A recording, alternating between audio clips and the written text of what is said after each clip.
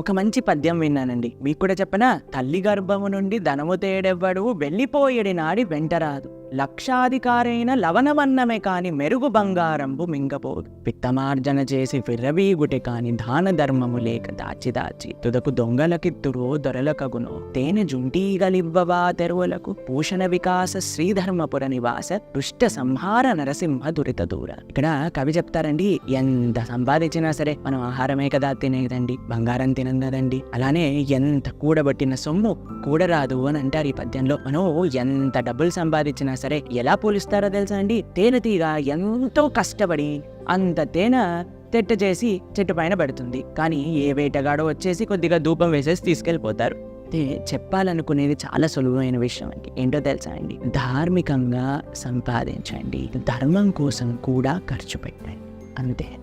Hare Krishna.